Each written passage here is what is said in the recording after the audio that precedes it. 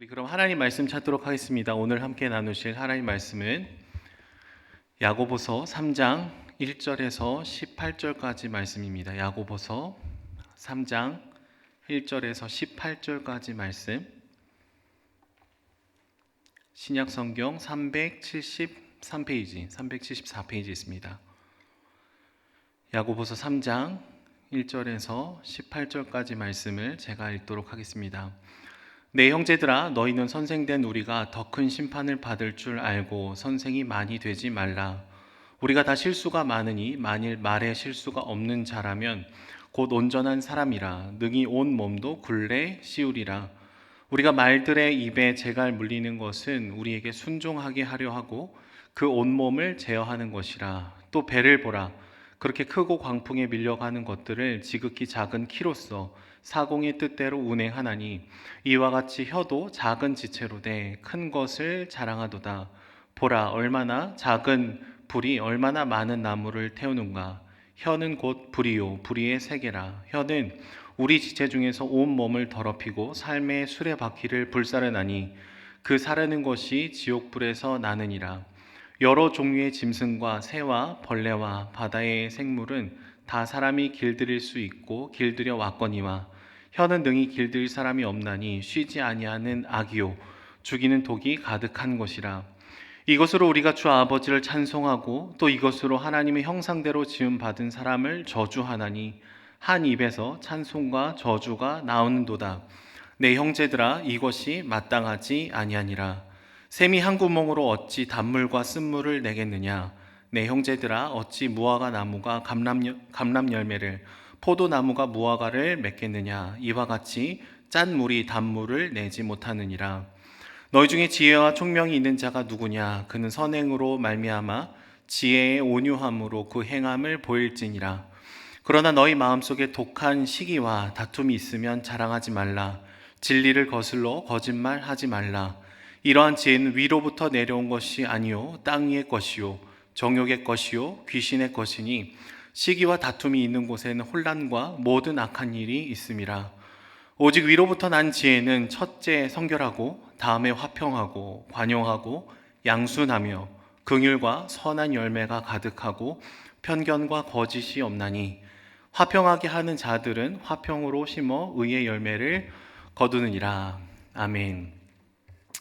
여러분, 오늘은 대통령 선거가 있는 날입니다. 다들 투표를 하고 오셨습니까? 저는 새벽 기도 끝나고 저희 아내랑 같이 일찍 투표를 하고 왔는데요. 아마 지금쯤 뉴스에는 온통 대통령 선거 개표 방송이 막 이렇게 진행이 되고 있을 것입니다. 막 여러 후보들 사이에서 몇 퍼센트인지가 계속해서 많은 말들이 나오고 있을 것입니다. 아마 5년 중에 가장 말이 많은 날 중에 하나이지 않을까라고 생각이 드는데요. 이 말이 가장 많은 날에 말에 관한 설교를 하게 되었습니다. 제가 의도한 것은 아니고 여러분들이 기억하실지 모르겠지만 전 야고보서 이렇게 순서대로 설교를 하고 있음을 미리 밝힙니다. 여러분, 우리가 살아가는 시대에 참 많은 말이 공존하는 것 같습니다. 그러니까 대선을 치를 때뿐만 아니라 요즘은 스마트폰이나 SNS를 통해서 각자의 말들이 가득한 시대를 저희가 살아가고 있습니다. 예전에는 뉴스나 신문과 같은 언론 매체들을 통해서 일방적으로 저희가 어떤 소식들을 들었더라면 이제는 쌍방으로 소통하는 일들이 굉장히 많이 있죠. 한 개인이 방송을 하기도 하고요. 기사가 나면은 그 아래에 댓글을 달기도 합니다. 그리고 SNS에 자신의 주장을 글을 올리기도 하는 것이죠. 그리고 서로의 말과 영상들을 굉장히 공유하기 쉬운 플랫폼 안에서 저희가 살아가고 있기 때문에 말이 굉장히 떠돌아다니는 이 시대를 살아가고 있는 것 같습니다. 하지만 이 말이 많아진 만큼 탈도 많아진 것이죠. 수많은 말들 중에 이것이 사실인지 아닌지를 구분하기 힘든 일들이 굉장히 많이 있습니다.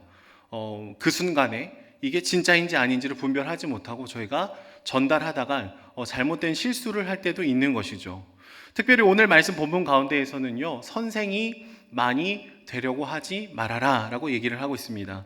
왜냐하면 선생은 말을 많이 하게 되고요, 사람이라는 존재는 본래 말의 실수가 많아질 수밖에 없는 존재이기 때문에 그렇죠. 여러분 만약에 누군가를 만나갖고 오랜만에 만나서 여러 얘기들을 하고 집에 돌아가서 보면은요, 자기 전에 막 후회가 밀려올 때가 있지 않습니까?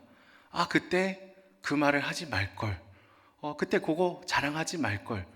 그렇게 놀려먹지 말걸. 뭐 이런 얘기들, 이런 생각들이 저희들 안에 이렇게 막 후회가 밀려 들어올 때가 있습니다. 저는 이렇게 사람을 웃기고 싶어 하는 욕구가 제 안에 가득 차 있는데요. 설교를 할 때도 그렇고, 대화를 할 때도 그렇고, 그래서 이제 남들을 웃기려는 시도를 할 때가 있습니다. 근데 집에 들어가서 보면은, 아, 그때 하지 말걸. 설교 때 그 말 하지 말걸. 그런 생각이 제 안에 이렇게 흘러 들어올 때가 있습니다. 여러분, 말을 많이 하게 되면은요, 저희가 말의 함정에 빠질 가능성이 굉장히 높아집니다. 첫 번째 말의 함정은 진실의 왜곡입니다. 내가 내 입으로 전한 말들, 또 내가 한 말들 중에서 사실이 확인이 되지 않은 말들이 섞여 있을 수 있기 때문에 저희가 말을 많이 할수록 사실을 왜곡하는 통로가 될 수 있는 가능성이 굉장히 높아지게 되는 것이죠. 우리가 모든 것을 객관적으로 판단할 수 있는 존재는 아니기 때문에 실수가 늘 가능한 존재라는 것이죠. 그래서 말을 많이 하다 보면은 나도 모르는 사이에 진실을 왜곡하고 있을 수 있겠습니다. 두 번째 말의 함정은요, 타인을 속이는 것입니다. 여러분, 말을 많이 하다 보면은 우리는 삶을 과장하게 되고 좋은 면만을 보여주게 됩니다. 그것을 강조하게 되죠. 하지만 꽤나 높은 기대감을 주다 보면은 결국에는 누군가를 이제 실망시키게 되는 일들이 일어나게 되는 것이죠. 아마도 더 아름답고 더 이상적인 이야기를 했을수록 다른 사람들이 나에게 더 깊은 실망을 할 가능성이 더 높아지게 되는 것 같습니다. 세 번째 말의 함정은요, 자기 자신을 속이는 것입니다. 자기 기만이죠. 여러분, 우리는 내가 지금 옳은 말을 하고 있다는 것 하나로 내가 이미 굉장히 정의롭고 의로운 사람이 된 것 같은 느낌을 받게 됩니다. 하지만 정확하게 착각이죠. 여러분, 기억을 하십시오. 우리가 다른 사람을 비판할 때 우리가 의인이 되는 것이 아닙니다. 우리가 다른 사람에 대해서 높은 기준을 갖다 댄다고 해도 그것이 우리 삶을 보장해 주지 않는다라는 것이죠. 실제로 옳은 말을 하는 것은 굉장히 쉽지만 옳은 삶을 살아내는 것은 또 다른 차원의 어려움이 있다는 것을 저희는 보게 됩니다. 그 SNS에 굉장히 유명한 시인이 한 분 있는데요. 이환천이라는 시인이 있습니다. 이분이 쓰신 표현 중에 약간 과격한 표현은 제가 좀 수정해서 시를 읽어보면은 이런 얘기를 해요. 먹지를 말던가 말하지 말던가 이러나 저러나 너의 입이 문제다. 제목은 다이어트입니다. 다이어트. 먹지 말던가 말하지 말던가 네 입이 문제다. 말하는 것은 쉽습니다. 다이어트를 이렇게 하면 됩니다. 저렇게 하면 됩니다. 이렇게 말하는 것은 굉장히 간단하고 쉽지만 실제로 먹지 않는 것, 행동하는 것, 그 말에 책임지면서 걸어가는 것은 굉장히 또 다른 문제다라는 것이죠. 우리가 다른 사람이 그 자리에 없을 때 험담을 하게 되고 안 좋은 얘기를 하게 되는 이유가 여기 있습니다. 함께 모여서 누군가의 실수, 연약함, 부족함에 대해서 얘기를 하다 보면은요, 왠지 여기에 모인 우리는 그 문제에서 비껴나가는 것 같은 느낌이 들게 되죠. 그리고 꽤나 괜찮은 사람인 것 같은 그런 오묘한 동질감이 생겨나기 때문에 그렇습니다. 결국 우리는 말을 많이 할수록 이 세 가지의 함정에 빠지게 되는 것이죠. 첫 번째는 자신을 속이고요. 두 번째는 다른 사람에게 많은 기대를 주다가 실망을 시키게 됩니다. 세 번째는 진실을 왜곡할 가능성이 점점점 높아지게 된다라는 것입니다. 이런 의미에서 저를 비롯한 목회자들은 이 말씀에 서면 굉장히 불리합니다. 일단은 말을 많이 하게 되고요. 하나님의 말씀을 전하기 때문에 굉장히 이상적이고 높은 기준의 말씀을 전하게 됩니다. 그렇기 때문에 먼저 목회자들이 먼저 하나님의 말씀에 깨어지고 내 안에 하나님의 말씀을 적용하지 않으면은 이 말씀이 그렇게 쉽게 소화가 되지 않는 본문인 것이죠. 특별히 오늘 야고보는요, 선생들뿐만 아니라 이 야고보서를 읽는 모든 수신자들을 향해서 말을 조심할 것을 얘기를 하고 있습니다. 그 대상이 확대가 되고 있는 것이죠. 그 이유는 모든 사람의 작은 말 한마디 한마디가 생각하지 못할 커다란 결과를 만들어내기 때문에 그렇습니다. 그러면서 세 가지의 예를 들고 있는데요. 말들의 입에 있는 제갈, 그리고 배를 운전하는 키, 그리고 커다란 산을 다 태울 수 있는 이 자그마한 불에 대해서 얘기를 하고 있습니다. 이 세 가지의 공통점은 무엇입니까? 굉장히 작지만 굉장히 커다란 결과를 가져오게 된다라는 것이죠. 요새 전국을 이렇게 보면은 산불이 엄청나게 번져가는 것을 보게 됩니다.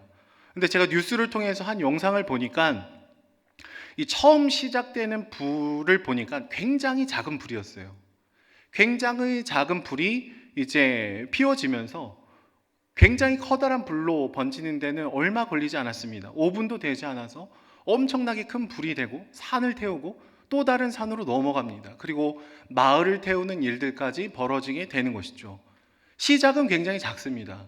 하지만 그 결과는 우리가 상상하는 것 이상으로 굉장히 많이 번져 가더라라는 거예요.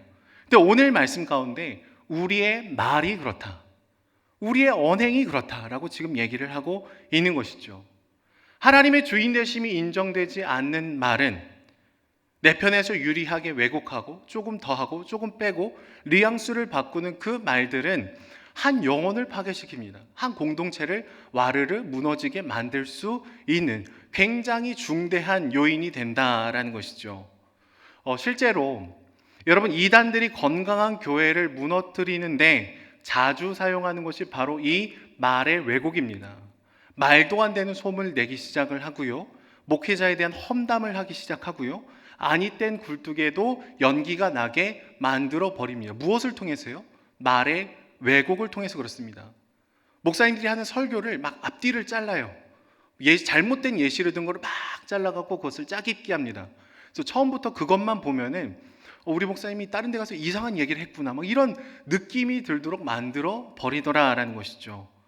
시간이 지나면 소문은 사실처럼 느껴지게 되고요, 그 잘못된 이야기들의 잔향이 우리 안에 남게 됩니다. 공동체에 대한 분열이 일어나고 공동체가 와르르 무너지는 일들이 전국 곳곳에 많은 교회들 가운데 있더라라는 거예요. 우리 교회는 그런 일이 아직은 없었지만 우리 경계하고 기도하고 조심해야 되는 것이죠. 제가 저희 교회에 처음 와서 저희 교회 홈페이지에 그 이메일을 등록하는 순간부터 이단들이 계속해서 메일을 보냈습니다. 계속 메일함이 가득 차는데 은혜동산교회 그 홈페이지를 보고 계속해서 막 진실된 말씀을 전해주겠습니다 그러면서 눌러보면 이단이고, 그런 일들이 굉장히 많았다라는 것이죠. 그냥 우리 교회 홈페이지만 보고 있는 것이 아니라 우리 교회를 보고 있을 수 있습니다. 또 남양사거리 건너편에는 또 하나님의 교회가 들어오고 있지 않습니까? 이 말의 왜곡이 시작되기 전에 우리는 이 말에 대한 하나님의 주인 되심을 기억하며 예방주사를 맞아야 되는 것이죠. 여러분, 또 말은요, 개인적으로 보이지 않는 칼이 되어서 우리 내면에 깊숙하게 박혀나가게 됩니다. 우리의 마음속에서 좀처럼 잘 빠지지 않습니다. 마치 그 낚싯바늘처럼 이렇게 휘어 있어서요, 평생을 두고 생생하게 기억이 나는 말들이 있습니다. 그만큼 말은 굉장히 영향력이 큰 것이죠. 그래서 하나님의 주인 되심이 인정되지 않는 말을 오늘 말씀 본문에서는 불의의 세계다라고 얘기를 하고 있어요. 특별히 6절의 말씀을 보시면은요, 말은 삶의 수레바퀴를 불사른다라고 말을 하고 있는데요, 이 원어의 의미를 조금 더 살펴보면은 삶의 수레바퀴라는 이 표현은 존재의 수레바퀴라고 볼 수 있습니다. 창조된 존재의 수레바퀴. 좀 더 의미를 확장해 보자면 창조된 존재의 질서를 파괴시킨다라고 볼 수 있어요. 그러니까 하나님의 주인 되심이 인정되지 않는 말이 하나님이 만드신 이 창조 질서를 깨뜨리고 불의의 세계를 만들어 버리더라라는 것이죠. 그러면서 야고보는 다시금 이 창세기의 앞부분이 기억이 나는 말들을 이제 시작합니다. 말씀 보시면 야고보는 여러 종류의 짐승, 새, 벌레, 바다의 생물들을 사람들이 길들이는 존재라고 언급을 하고 있죠. 여러분, 이 표현은 하나님이 어떻게 이 땅을 창조하셨는지를 기억나게 하고요, 두 번째로 사람이라는 존재가 하나님의 형상으로 지음을 받아서 바다의 물고기, 하늘의 새, 땅에 움직이는 모든 생물을 사실은 다스리는 존재로서 부르심을 받았다라는 그 창세기의 말씀을 기억을 나게 하는 본문인 것이죠. 원래 우리가 어떠한 부르심을 받았던 존재인지를 상기시키는 얘기를 하고 있는 것입니다. 창조의 얘기를 저희가 다시금 따라가서 보면 하나님은 말씀으로 이 만물을 창조하셨다라고 얘기합니다. 예수님은 자기 자신을 말씀이라고 하십니다. 하지만 여러분, 성경에 나와 있는 타락 중의 대부분은 이 말씀의 왜곡에서부터 시작된다는 것을 저희는 기억을 할 수가 있죠. 아담과 하와가 그랬습니다. 사단이 예수님을 광야에서 시험을 할 때도 말씀을 가지고 말씀을 왜곡했었습니다. 여러분, 늘 말씀의 왜곡은 우리의 행동의 불순종으로 이어지게 되더라라는 거예요. 그래서 잘못된 말들을 계속해서 수용하고 잘못된 말들을 계속해서 우리가 듣다 보면은 우리의 행동에 분명히 문제가 들어오게 된다라는 것이죠. 본래 이 사람이라는 존재는요, 하나님의 형상으로 부르심을 받고 다스리고 통치하고 경영하는 존재로 불려지었음에도 불구하고 우리는 우리 삶에 있는 작은 혀조차도 통제하지 못하는 비참한 가운데 처해 있다라는 것이죠. 그래서 야고보는 분명히 우리의 말, 이 언어의 주대심을 얘기하면서 일관성 있는 말의 습관이 필요하다라고 얘기합니다. 오늘 본문을 보시면 뭐래요? 샘이 어떻게 한 구멍으로 단물과 쓴물을 내겠느냐라고 얘기하죠. 어떻게 하나의 입으로 하나님을 찬양하면서 저주가 같이 나오느냐라고 문제를 제기합니다. 이것이 뭐래요? 마땅하지 아니하니라. 마땅하지 않다고 얘기하죠. 어울리지 않다라는 거예요. 그리스도인들에게, 교회들에게는 이런 이중성이 어울리지 않다라고 분명하게 얘기를 하고 있다는 것입니다. 하지만 여러분, 대선을 치르면서 우리의 언어는 어땠습니까? 여러분, 우리는 너무나 자주 우리의 정치적인 신념이 그리스도 위에 올라가 있을 때가 많습니다. 그래서 내가 지지하지 않는 정당의 후보를 대할 때 비속어들을 섞고 비아냥거리고 굉장한 정죄감을 가지고 저희가 걸어갈 때가 있습니다.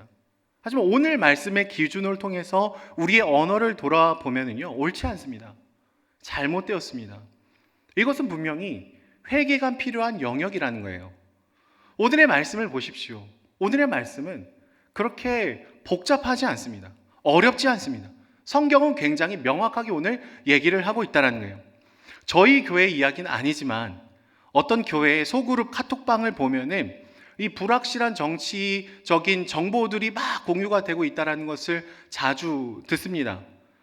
서로를 향한, 내가 지지하지 않는 정당을 향한, 그 후보를 향한 여러 욕설이 섞인 이야기들, 이미지들이 돌고 있다는 것을 보고 듣습니다. 보수적인 성향을 가지신 분들도 그렇고요, 진보적인 성향을 가지신 분들도 마찬가지입니다. 물론 우리 은혜의 동산교회에서는 그런 일이 없을 줄로 믿습니다.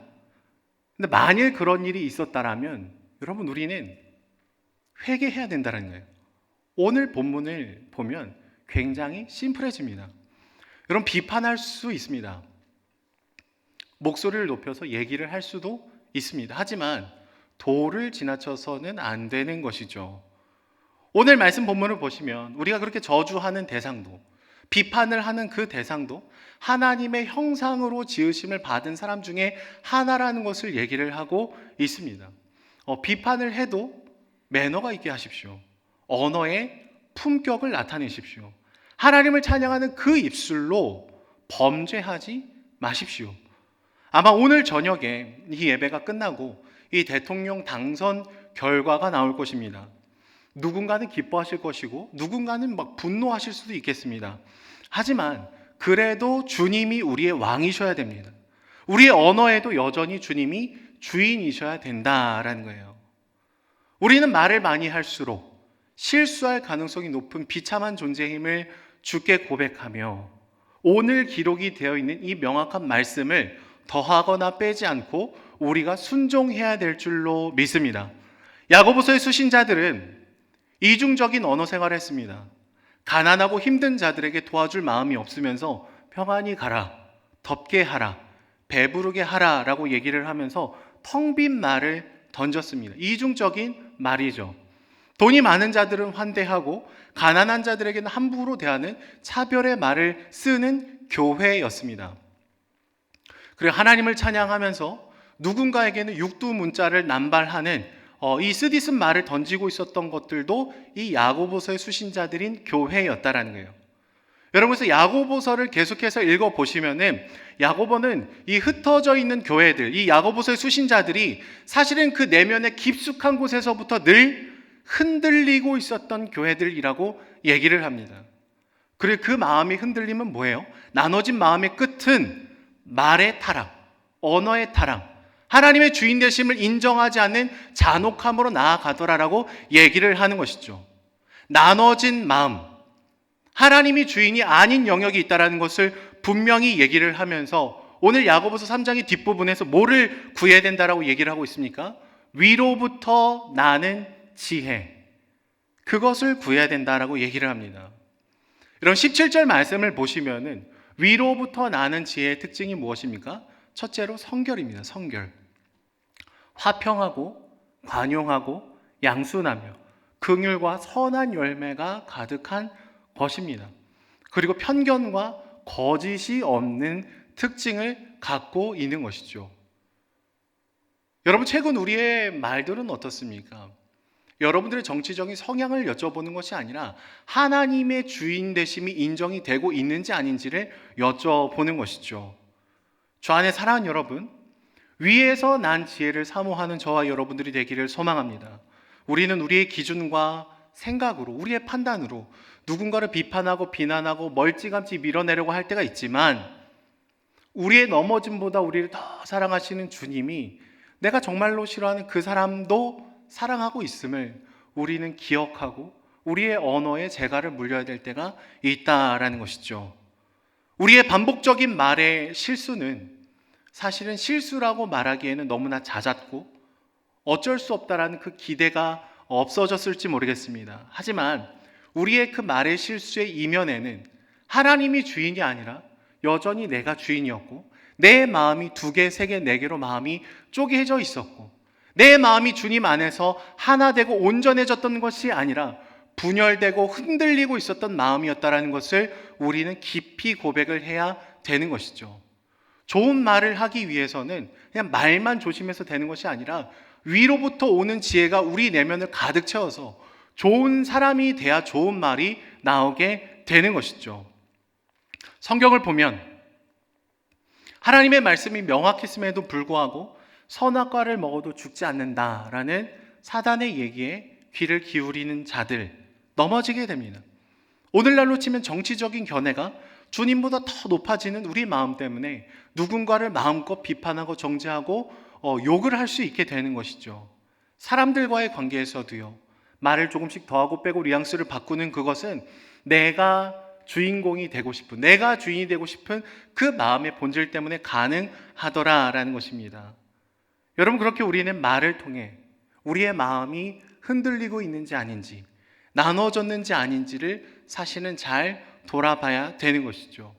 저 안에 사랑하는 여러분, 오늘 이 밤 우리의 말과 우리의 마음이 깨끗하게 씻겨지기를 소망합니다. 위로부터 오는 지혜가 우리 안에 가득히 차고 넘쳐서 나와 다른 자들이 틀림으로 여겨지고 비판하고 정죄하고 막 욕을 해도 내 마음이 아무렇지 않다면 우리 마음에 심각한 문제가 있을 수 있다라는 것이죠. 우리의 언어의 주인이 누구입니까? 오늘 이 밤에, 가장 말이 가득한 이 밤에 오로지 주님만 왕이 되셔서 우리의 입술은 멈추고 우리의 기도가 시작되는 이 밤이 되기를 소망합니다.